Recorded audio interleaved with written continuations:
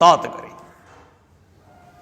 पर अफ़सोस सां चवणो पवे थो, असांजे मुल्क पाकिस्तान जे अंदरि जेको मुल्क इस्लाम जे नाले ते हासिल कयो वियो, इन ई मक़सद सां लखे इंसाननि पंहिंजूं कुर्बानियूं ॾिनियूं, जानियूं हुननि पंहिंजूं ॾिनियूं, माल ऐं मता पंहिंजा छॾिया, पंहिंजा रिश्तेदार माइट छॾिया, पाकिस्तान आया इन ई मक़सद सां त इन मुल्क जे अंदरि इस्लामी शरीयत क़ाइमु कई वेंदी, दीन इस्लाम हिते जेको सो माना ईअं चइजे त उहो मुल्क जो आइन बि थी वेंदो ऐं मुल्क जो निज़ाम बि थी वेंदो।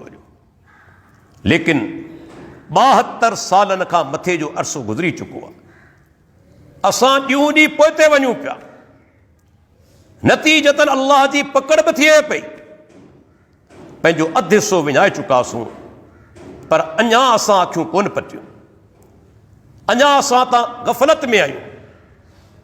ऐं असांजे मुल्क पाकिस्तान जे अंदरि अॼु अहिड़ियूं औरतूं पैदा थी चुकियूं आहिनि, अगरचे उन्हनि जो तादाद ऐं यकीन सां चवां थो 1 सैकड़ो बि न आहे, पर जीअं त उन्हनि जो तालुक़ वॾनि ख़ानदाननि सां आहे, उहे 8 मार्च ते औरतनि जो आलमी ॾींहुं मल्हाइनि थियूं, ऐं जेके नारा हया वञनि था, जेके पोस्टर खया वञनि था, जेके प्ले कार्ड खया वञनि था, उन्हनि ते जेके नारा लिखियल हुजनि था, उनखे को मुसलमान त छा, पर आऊं चवां थो को बि ग़ैरत हया वारो माण्हू बर्दाश्त न करे सघंदो, चाहे दुनिया जे कहिड़े मज़हब सां तालुक़ रखंदड़ हुजे, उहो बर्दाश्त न करे सघंदो जेके नारा उन्हनि प्ले कार्ड्स ते, उन्हनि पोस्टरनि ते लिखियल हूंदा आहिनि।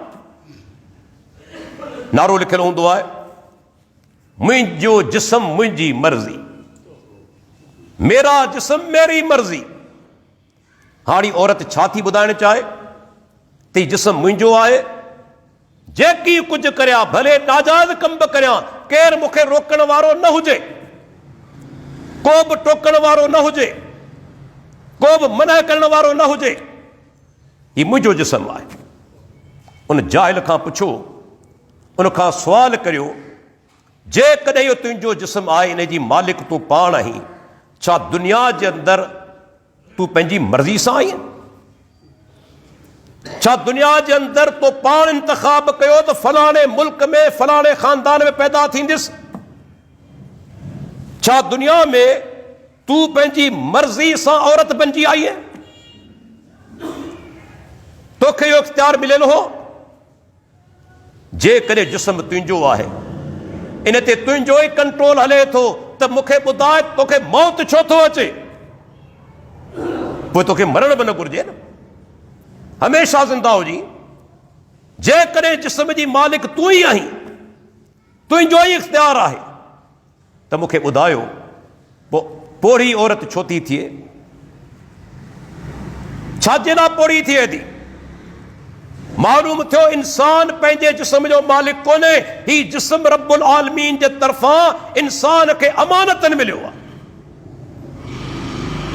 अल्लाह दुनिया में मोकिलियो आहे ता त बानू मुंहिंजी इबादत करे। तंहिंजे करे तव्हां ॾिसो, जॾहिं बि को इंसान ख़ुदकुशी कंदो आहे त उहो हमेशा लाइ जहन्नम में रहंदो आहे। छो तो जहन्नम में रहे? जिस्म उनजो पंहिंजो आहे, उनखे ख़तमु करे छॾियई, छाजी उनखे सज़ा? पर छा जिस्म उनजो कोन्हे? जिस्म ॾियण वारो रब्बुल आलमीन आहे, ऐं जंहिं जिस्म ॾिनो आहे उनजो कानून, उनजो दीन जिस्म ते नाफ़िज़ थींदो। तंहिंजे करे अल्लाह ताला फरमायो, वला तक़्तुलू अनफुसकुम, पंहिंजो पाण खे क़त्ल न करियो, वला तुल्कू ऐदीयकुम इला तहलुका, पंहिंजा हथ तबाही में न विझो। मालूम थियो ख़ुदकुशी करणु, आपघात करणु हराम आहे, ऐं मुल्क जे कानून जे हवाले सां बि इहो ॾोहो आहे, क्राइम आहे। जेकॾहिं जिस्म तुंहिंजो आहे त पोइ उनखे ख़तमु करण सां तोखे सज़ा छो थी मिले? छाजे लाइ सज़ा मिले थी? अल्लाहु अकबर। अॼु असांजे मुल्क जे अंदरि मूंखे ॿुधायो, जेकॾहिं अहिड़े क़िस्म जूं औरतूं ॿाहिरि निकिरनि ऐं शरीफ़ औरतुनि खे बदगुमानियूं पैदा कनि उन्हनि जे ज़हननि जे अंदरि, उन्हनि खे मिसगाइड कनि, दीन खां दूर कनि, त हक़ीक़त में वक़्त जी हुकूमत जो फ़र्ज़ बणिजे थो अहिड़नि माण्हुनि खे, अहिड़ियुनि औरतुनि खे पुंजो ॾिनो वञे। पोइ हुकूमत जो छा फ़ाइदो आहे? जेकॾहिं को माण्हू दीन इस्लाम जे ख़िलाफ़ कमु करे थो, क़ुरानी तालीमात जे ख़िलाफ़ अमल करे थो रोडे रस्तनि ते, ऐं हुकूमत रोकण जी कोशिशि कोन थी करे, बल्कि ॻाल्हि कई वञे थी त बाबा असीं सेक्युलर आहियूं। जेकॾहिं सेक्युलरिज़म तव्हांखे महबूब आहे त हिंदुस्तान खां अलॻि छो थिया? पोइ उन्हनि सां गॾु ई हुजो आहे न। छाजे लाइ तव्हां आज़ादी हासिल कई? तिन मुल्क जे अंदरि शरई कानून नाफ़िज़ थींदो, पर अॼु उन मुल्क जे अंदरि दीन इस्लाम सां बग़ावत कई वञे, क़ुरान हदीस ते चथरूं कयूं वञनि, उन्हनि जी तौहीन कई वञे, ऐं असांजी हुकूमतूं ज़िमेदार ख़ामोश हुजनि। मूंखे ॿुधायो केतिरे क़दुरु अफ़सोसनाक